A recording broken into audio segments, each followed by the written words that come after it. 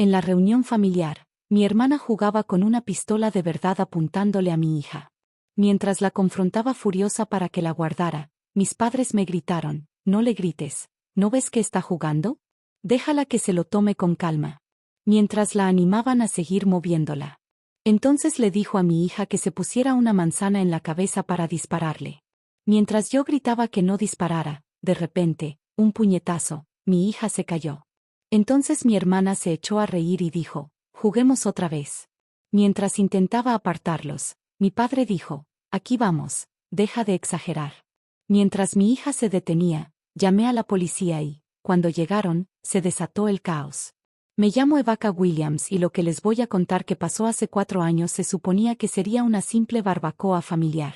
Era el fin de semana del Día de los Caídos y, como todos los años, mis padres celebraron su reunión anual en su enorme rancho en la Texas rural. Debí haber visto las señales, debí haber confiado en mi instinto cuando todo parecía ir mal desde el momento en que llegué con mi hija Hannah, de 8 años. La tensión empezó en cuanto entré en la entrada de grava. Mi hermana Stephanie ya estaba allí, con su destartalada camioneta aparcada de lado, como si fuera la dueña del lugar. A sus 26 años, Stephanie siempre había sido la niña rebelde de la familia, la que no podía hacer nada malo a ojos de nuestros padres, a pesar de su serie de arrestos por peleas en bares, posesión de drogas y conducción temeraria. Mientras tanto, yo era la hermana mayor responsable a los 32 años, la que se había graduado de la universidad. Mary Young había tenido un hijo y había intentado llevar una vida tranquila como profesora de inglés en el instituto. Hannah salió de mi Honda Civic con su coleta rubia balanceándose mientras corría hacia la casa. «Mami, ¿puedo ir a jugar con la tía Stephanie?» Algo me revolvió el estómago. «Quédate cerca de mí hoy, cariño. Ya veremos». El patio trasero ya estaba lleno de parientes a los que veía quizá una vez al año. El tío Mac estaba atendiendo la parrilla, con la barriga cervecera apretada contra una camiseta de «No me pises». La tía Linda cotillaba con mi madre junto a la mesa de picnic. Su voz transmitía ese familiar tono de juicio y superioridad. Y allí estaba Stephanie, dando la bienvenida cerca del porche trasero con un grupo de sus amigos sospechosos, todos con aspecto de haber salido de un bar de carretera a las 3 de la madrugada. Mi padre, Robert, se acercó lentamente y sacó la mochila de Hannah del coche. A sus 62 años, seguía imponente con su 1,90 metros, su barba gris pulcramente recortada y su ojo agudo tras las clases de cableado. Había sido policía durante 30 años antes de jubilarse, lo que hizo que lo que sucedió después fuera aún más inexcusable. «Rebecca, cariño, me alegra verte», dijo, abrazándome con un fuerte aroma a Old Spice y decepción. «Hannah ha crecido muchísimo. Stephanie ha estado preguntando por ella toda la mañana». Esa debería haber sido mi primera advertencia. Stephanie nunca había mostrado interés en Hannah y solía tratarla como una molesta figura familiar. «¿Dónde está Andrew?», preguntó mamá, acercándose con su característica sonrisa pasivo-agresiva. Patricia Johnson era una mujer menuda, de cabello gris acero y el porte de alguien que había pasado 40 años perfeccionando el arte de los cumplidos ambiguos.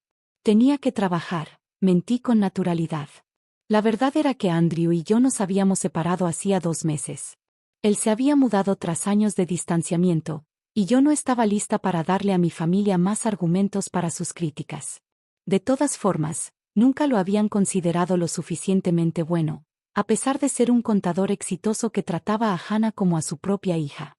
En un fin de semana festivo, mamá arqueó las cejas. «Bueno, supongo que cada uno tiene sus propias prioridades». Me mordí la lengua y me concentré en Hannah, que ya se acercaba al grupo de Stephanie. Mi hermana había cambiado desde que la vi en Navidad. Había perdido peso, tenía los pómulos marcados bajo el maquillaje excesivo, y sus movimientos desprendían una energía frenética que hacía que mi instinto de maestra gritara peligro. «¿Hannah?», gritó Stephanie con voz demasiado vivaz, demasiado alta. «Ven aquí, pequeña. La tía Jessie tiene algo genial que enseñarte». Vi a Stephanie meter la mano en una gran bolsa de puños que estaba junto a su silla de jardín. Se me heló la sangre al ver lo que sacó. Era una pistola. Una pistola negra, muy real y de aspecto muy peligroso, que sostenía con la familiaridad de quien ya ha manejado armas. «Stephanie, ¿qué demonios haces?».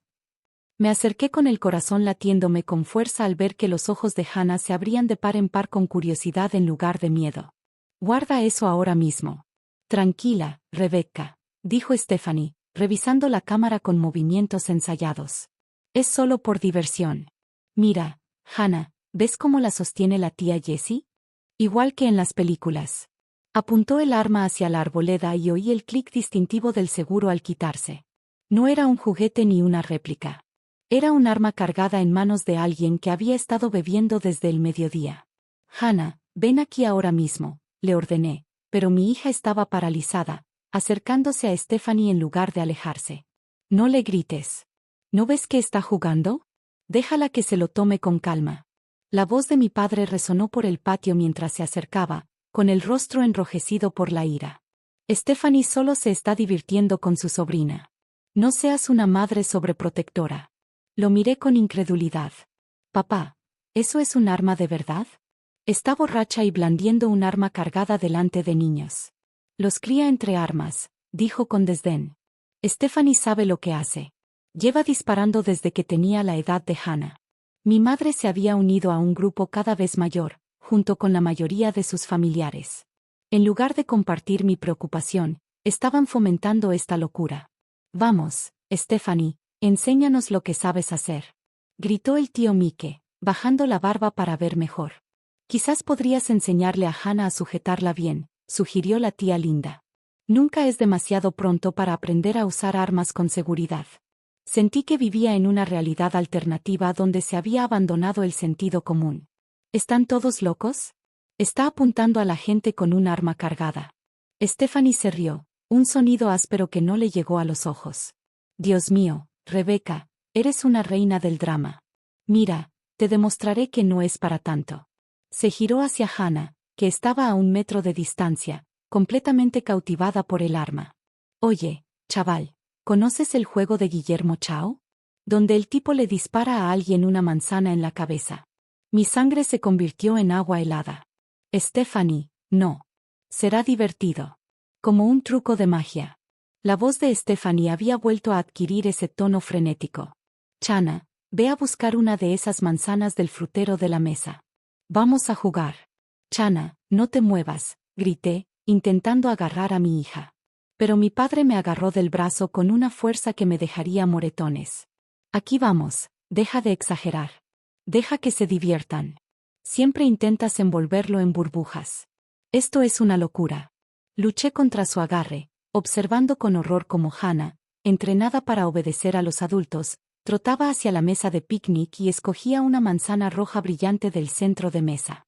La multitud había crecido, y en lugar de la intervención impactante que esperaba, oí murmullos de entusiasmo y ánimo. Esto va a ser interesante, dijo alguien.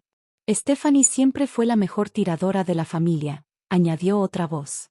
Chana es muy valiente. Yo jamás podría haberlo hecho a su edad.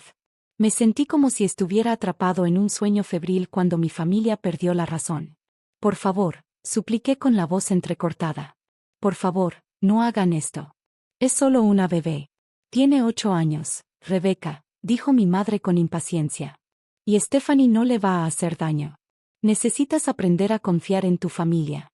Hannah regresó saltando con la manzana, con la cara radiante de emoción por ser el centro de atención. ¿Así, en Stephanie? Perfecto. Ahora, vas a estar muy quieta y muy valiente, ¿de acuerdo? Igual que la princesa del cuento. Pero con esa manzana justo encima de tu linda cabecita. Observé a mi hija balancear la manzana sobre su cabeza, con sus pequeñas manos cuidadosamente a los costados, confiando plenamente en los adultos que la rodeaban. Se ve tan pequeña, tan vulnerable, y todos mis instintos me gritaban que la sacara de ahí. Stephanie, por favor, susurré, con lágrimas corriendo por mi rostro. Te lo ruego. Si la amas, no hagas esto. Stephanie levantó el arma, entrecerrando los ojos al apuntar. El patio se había quedado en silencio, salvo por el lejano sonido del tráfico en mi respiración agitada. Esto va a ser genial, murmuró Stephanie, observando su agarre. Hice un último intento desesperado por alcanzar a Hannah, pero mi padre me agarró con más fuerza, y el tío Max se había movido para bloquearme el paso. Hannah, al suelo. Grité con todas mis fuerzas. El disparo fue ensordecedor. Vi a mi pequeña desplomarse en el suelo como una muñeca rota, mientras la manzana explotaba en una lluvia de pulpa roja mezclada con algo mucho más oscuro. El sonido que salió de mi garganta no era humano. Era el sonido de algo rompiéndose, algo que nunca volvería a estar completo. El mundo se tambaleó. No podía respirar, no podía pensar, no podía procesar lo que veía. Hannah yacía inmóvil en el césped, con su cabello rubio desparramado alrededor de su cabeza, una mancha oscura que se extendía bajo su pequeño cuerpo. El silencio que siguió al disparo pareció eterno. Podía oír mi propio corazón retumbando en mis oídos, podía oler el acre olor a pólvora mezclado con el humo de la barbacoa. La botella de cerveza de alguien se había caído y hacía espuma en el patio de cemento. Un perro ladraba a lo lejos, completamente ajeno al horror que acababa de ocurrir. Y Stephanie empezó a reír, pero ahora era una risa diferente. Nerviosa, aguda, el tipo de sonido que emite la gente cuando está en shock y su cerebro no puede procesar lo que está sucediendo. Dios mío, dijo, y el arma se le cayó de las manos mientras miraba fijamente la figura inmóvil de Hannah. Dios mío. ¿Qué hice? Estaba apuntando a la manzana. Juro que estaba apuntando a la manzana. Pero yo había estado observando. Había visto el ligero ajuste de su puntería en el último segundo. Había visto la fría intuición en sus ojos justo antes de apretar el gatillo. No fue un accidente, dijera lo que dijera ahora. Por lo casual que lo dijo, mi Hannah solo estaba jugando a las escondidas, como si mi hija no estuviera en un charco de su propia sangre. Algo fundamental en mi cerebro se rompió. Sentí que mi cordura se fracturaba por fallas invisibles, que la cuidadosa construcción de mi yo civilizado se desmoronaba. Le disparaste, susurré, con las palabras entrecortadas y apenas audibles. Le disparaste a mi bebé. Fue un accidente, dijo Stephanie, pero seguía sonriendo, sosteniendo el arma como si fuera un juguete. Apuntaba a la manzana. Debió de haberla movido en el último segundo. Pero yo la había estado observando.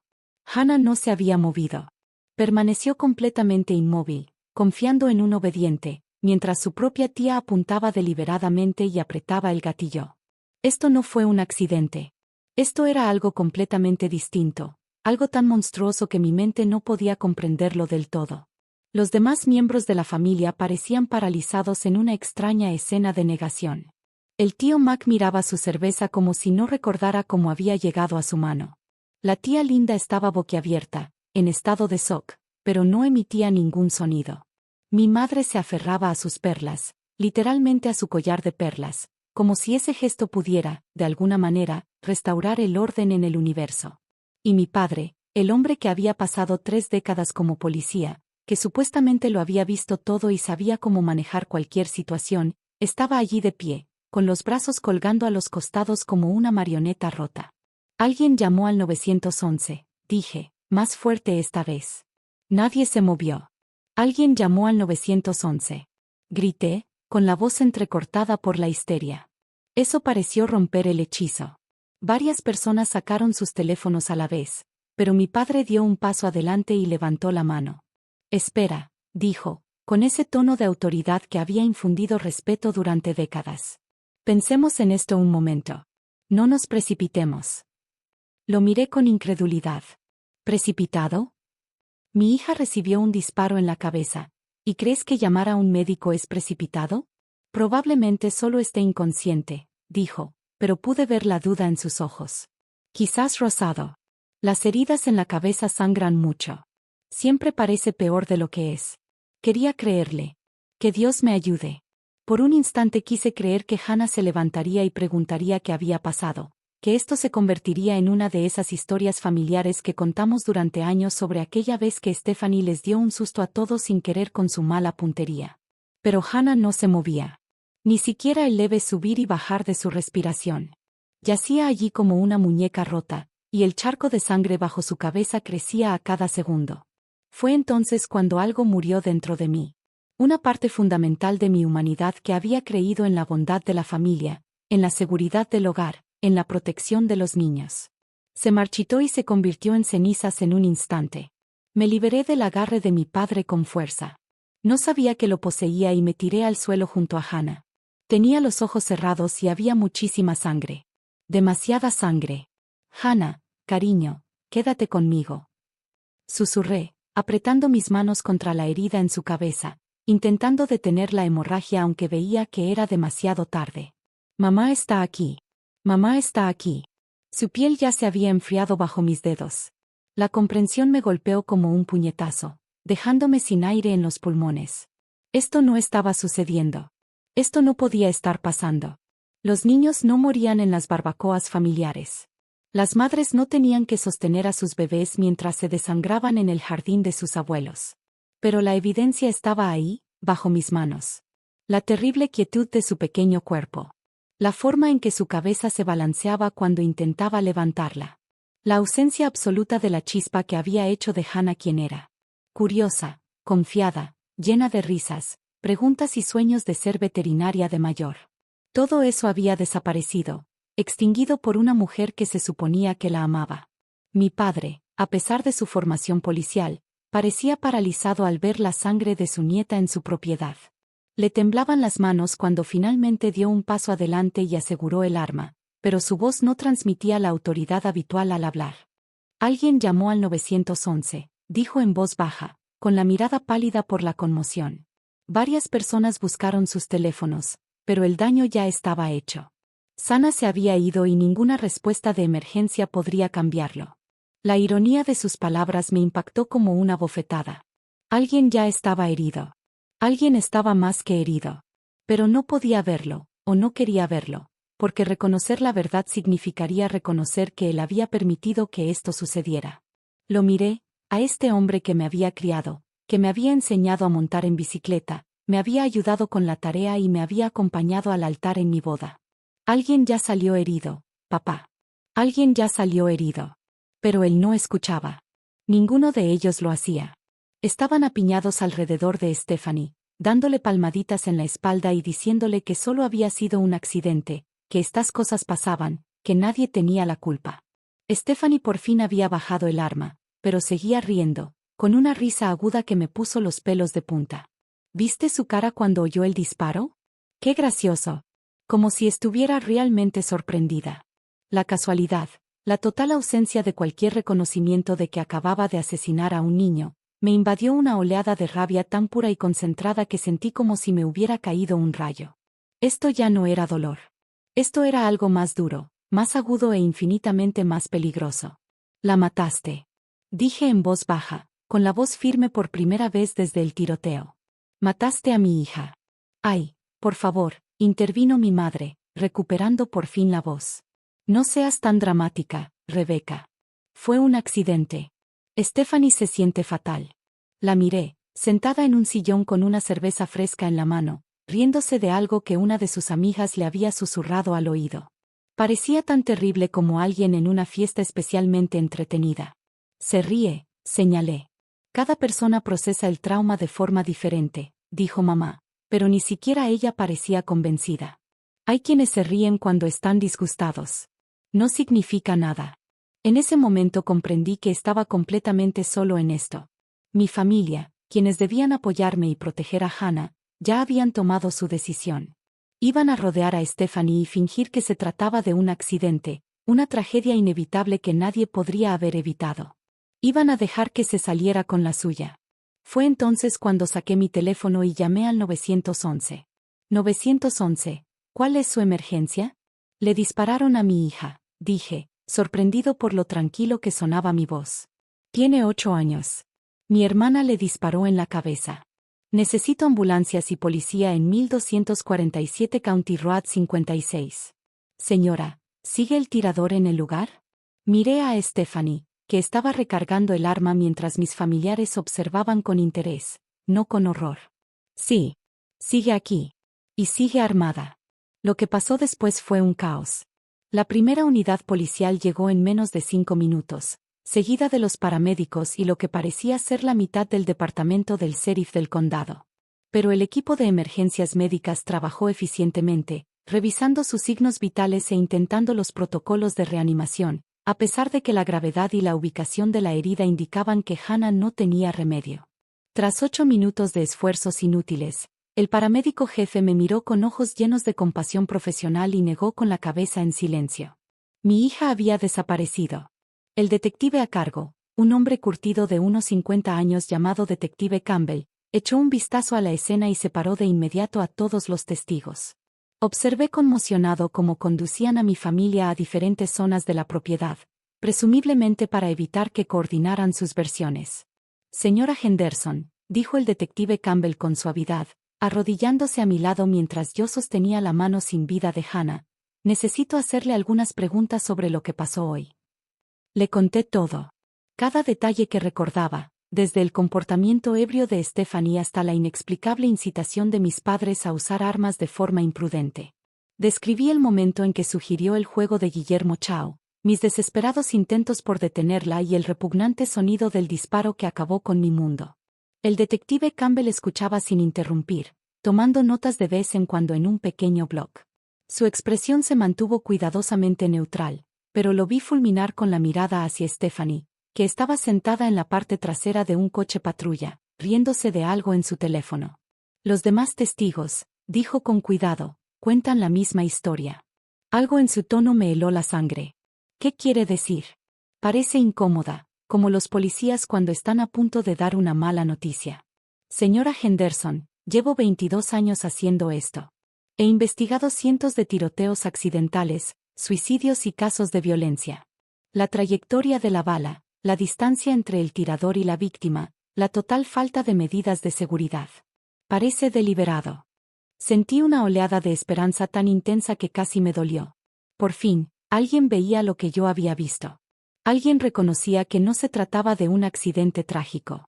Pero, continuó el detective Campbell, sus familiares cuentan una historia muy diferente. La esperanza se desvaneció tan rápido como se había encendido. ¿Qué clase de historia? Según ellos, tu hermana estaba demostrando el uso correcto de armas cuando el arma se disparó accidentalmente. Afirmaron que estabas demasiado ansioso e intentabas interferir con lo que debería haber sido una demostración controlada de puntería. Lo miré con incredulidad. Eso no fue lo que pasó. Te creo, dijo en voz baja. Pero es tu palabra contra la de otros 6 adultos, incluyendo a un policía retirado con 30 años de servicio y una reputación intachable en esta comunidad. La investigación se prolongó durante semanas. Contraté a mi propia abogada, una joven perspicaz llamada Ángela Rivera, especializada en defensa penal y casos de homicidio culposo. Me explicó la dura realidad del sistema legal con la honestidad brutal que yo empezaba a apreciar. El problema, dijo Ángela durante una de nuestras primeras reuniones, es que probar la intención en un caso como este es casi imposible. Incluso si pudiéramos demostrar que Stephanie actuó deliberadamente, lo cual es una gran incógnita, aún tendríamos que superar el testimonio de múltiples testigos que afirman que fue un accidente. Mienten para protegerla, dije. Probablemente. Pero demostrarlo en un tribunal es otra historia. Mi familia había contratado a Thomas Walker para representar a Stephanie. Era un abogado defensor costoso, especializado en conseguir reducciones de sentencia, y cobraba $200 por hora, suficiente para afectar las finanzas de mi familia, pero no para arruinarlas por completo. Habían pedido préstamos con el rancho como garantía y liquidado sus ahorros, pero podían permitirse sus servicios mientras durara el caso. La audiencia preliminar fue una pesadilla. Me senté en la tribuna y observé a sus testigos subir al estrado para describir una versión completamente ficticia de los hechos. Según su testimonio, Stephanie estaba completamente sobria y había estado demostrando cuidadosamente las técnicas correctas de manejo de armas. Supuestamente, Hannah se emocionó y corrió hacia Stephanie justo cuando ésta disparaba a un blanco, colocándose accidentalmente en la línea de fuego. Me pintaron como una madre histérica y sobreprotectora que había malinterpretado un trágico accidente como algo más siniestro. Mi padre testificó que tenía antecedentes de problemas de salud mental, una completa invención, y sugirió que mi reciente separación de Andrew me había dejado emocionalmente inestable. Fue una difamación a un nivel que jamás hubiera creído posible. Estas personas me conocían de toda la vida, me habían visto crecer, habían celebrado mis logros y me habían apoyado en momentos difíciles. Ahora estaban destruyendo sistemáticamente mi credibilidad para proteger a la mujer que había asesinado a mi hija. Ángela hizo todo lo posible por desmentir sus versiones, pero sin pruebas físicas ni testigos adicionales, nos vimos en una situación muy difícil. El hecho de que Stephanie contratara de inmediato a un abogado caro y se negara a hablar con la policía sin representación legal también la favoreció, haciéndola parecer cautelosa en lugar de culpable. El caso nunca llegó a juicio. Tras 8 meses de trámites legales, la Fiscalía aceptó un acuerdo que redujo los cargos de asesinato en segundo grado a homicidio involuntario, alegando las declaraciones contradictorias de los testigos y la falta de pruebas claras de premeditación. Stephanie no impugnó los cargos de homicidio involuntario y fue condenada a 5 años de prisión con posibilidad de libertad condicional después de 3 años. También se le ordenó asistir a clases de control de la ira y terapia contra el abuso de sustancias durante su encarcelamiento. No fue suficiente. Ni de lejos. Pero algo fue. Mi hija había muerto y mi hermana recibió un tirón de orejas. El funeral fue pequeño y desgarrador.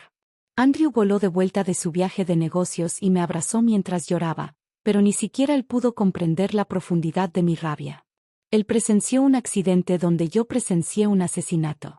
Quería que yo sufriera, sanara y finalmente pasara página. No podía comprender que seguir adelante significara aceptar que el asesino de Hannah no enfrentaría consecuencias reales por lo que había hecho. La mayoría de mi familia no asistió al funeral, alegando que estaban demasiado afectados por la tragedia como para soportar el estrés emocional. Los pocos que asistieron lo tomaron como una obligación social, revisando sus teléfonos durante el servicio y charlando sobre el clima durante la recepción. Stephanie envió flores. Películas blancas con una tarjeta que decía, «Lo siento por tu pérdida. Con cariño, tía Jessie». Esa tarjeta está enmarcada en mi pared ahora, junto a la foto escolar de Hannah de 3er grado. Me sirve de recordatorio diario del tipo de gente con la que trato, la clase de crueldad casual que cree que un arreglo floral de $20 puede compensar de alguna manera el asesinato de un niño. No hablé con ninguno de ellos durante 1 año después de que terminara el juicio. Me mudé al otro lado del país, a Oregón. Conservé mi apellido de casada, Henderson, por motivos legales, pero empecé a usar mi apellido de soltera, Williams Ouscheli, y encontré trabajo como profesora sustituta en un pequeño pueblo costero donde nadie conocía mi historia. Fui a terapia, tomé medicación para las pesadillas e intenté reconstruir algo parecido a una vida a partir de los escombros del anterior. La terapeuta, la doctora Rebecca Walls, era una mujer amable de unos 60 años especializada en terapia para el trauma y el duelo. Tenía una mirada tierna y una voz suave, y nunca me sugirió que simplemente superara lo sucedido o que siguiera adelante por mi propio bien. El duelo no es lineal, me dijo durante una de nuestras primeras sesiones. Y cuando el duelo se complica por la injusticia, por la sensación de que los responsables no han afrontado las consecuencias adecuadas, se vuelve aún más complejo. Le conté la rabia que me quitaba el sueño, las fantasías de venganza que me acechaban sin cesar. Describí cómo me acostaba en la cama planeando escenarios elaborados en los que Stephanie y mis padres finalmente comprenderían lo que habían hecho y enfrentarían las consecuencias reales de sus actos. Esos sentimientos son normales, me aseguró el doctor Walls. La ira es una respuesta natural a la injusticia. La pregunta es qué decides hacer con esa ira. Durante el primer año, intenté hacer lo que ella sugirió. Canalicé mi ira hacia la defensa de derechos, colaborando como voluntario con organizaciones que promueven leyes restrictivas o de control de armas, y una mejor aplicación de las regulaciones existentes. Escribí cartas a legisladores, asistí a mítines y compartí mi historia en reuniones comunitarias. Me ayudó, en cierta medida. Me dio un propósito y me conectó con otros padres que habían perdido a sus hijos por la violencia con armas de fuego. Pero no satisfizo la necesidad más profunda de justicia, de rendición de cuentas y de consecuencias acordes con la magnitud de lo que le habían hecho a Hannah. El punto de inflexión llegó cuando recibí una solicitud de amistad de Stephanie en Facebook. Llegó el día del cumpleaños de Hannah, exactamente 2 años después de su muerte. Estaba sentado en mi pequeño apartamento con vistas al Océano Pacífico, abrazando al osito de peluche con el que Hannah dormía todas las noches desde que tenía 3 años, cuando apareció una notificación en mi teléfono. Stephanie Johnson quiere ser tu amiga. Hice clic en su perfil y lo que vi me llenó de furia. Vivía como si nada hubiera pasado. Tenía fotos de ella en fiestas, en la playa, de vacaciones en México. Se había hecho un nuevo tatuaje, una mariposa en el hombro, y se había teñido el pelo de rubio. Parecía sana y feliz, completamente despreocupada por haber asesinado a un niño. Su publicación más reciente fue una selfie de esa mañana, con el título Viviendo mi mejor vida. Etiquetas: bendecida, agradecida, nuevos comienzos.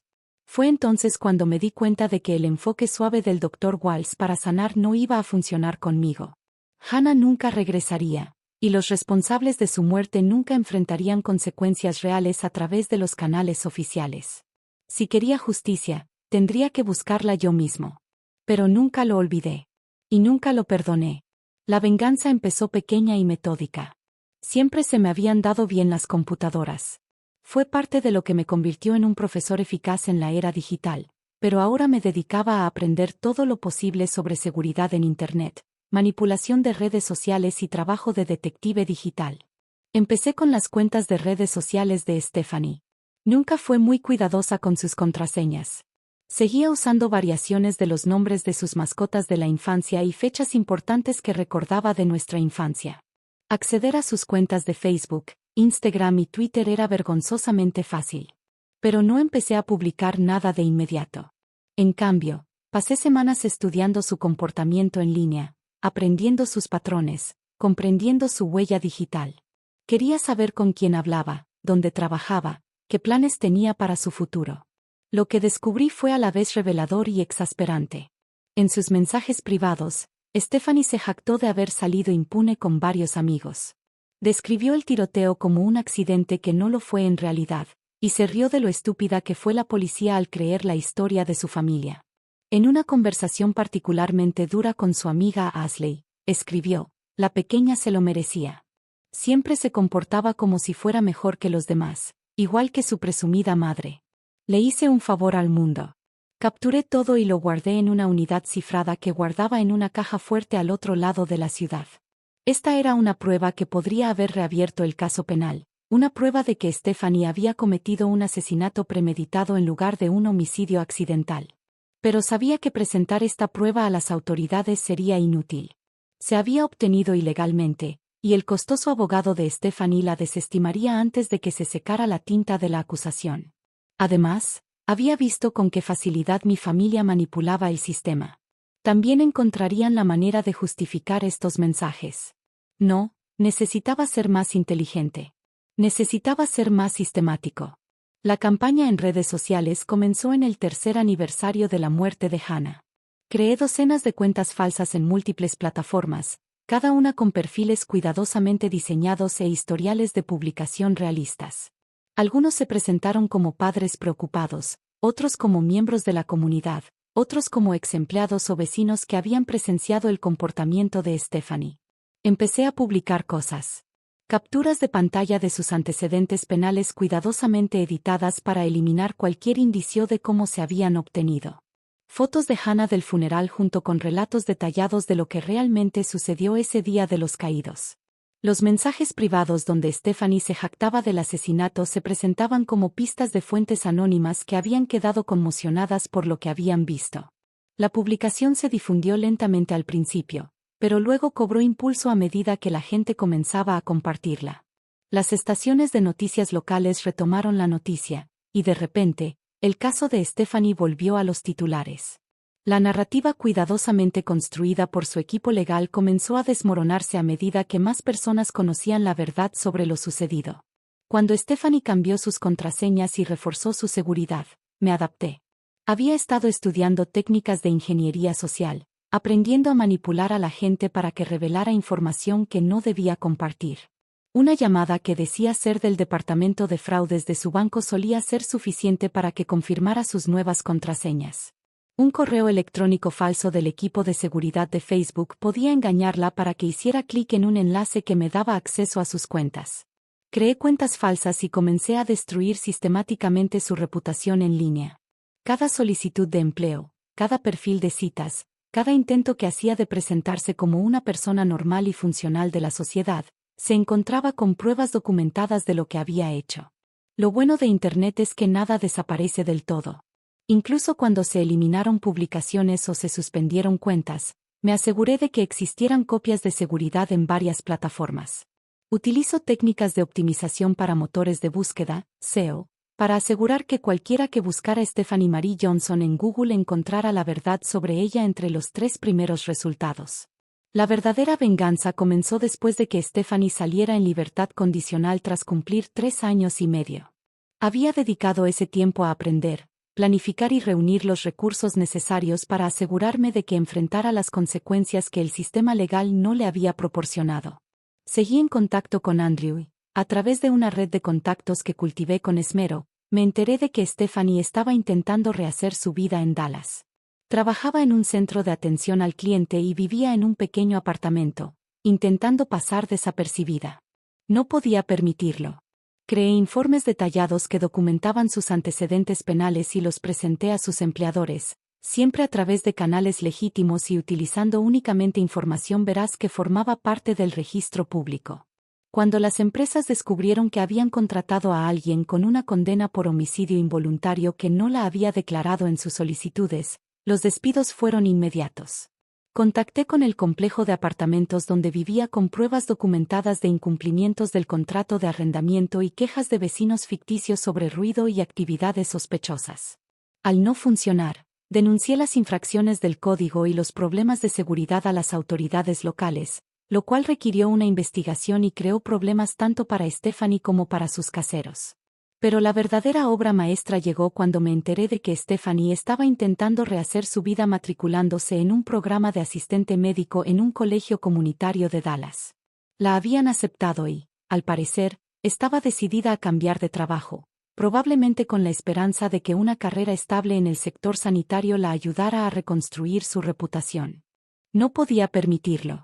Pasé meses investigando las políticas y procedimientos de la universidad, en particular los requisitos éticos para los estudiantes que ingresaban al sector sanitario.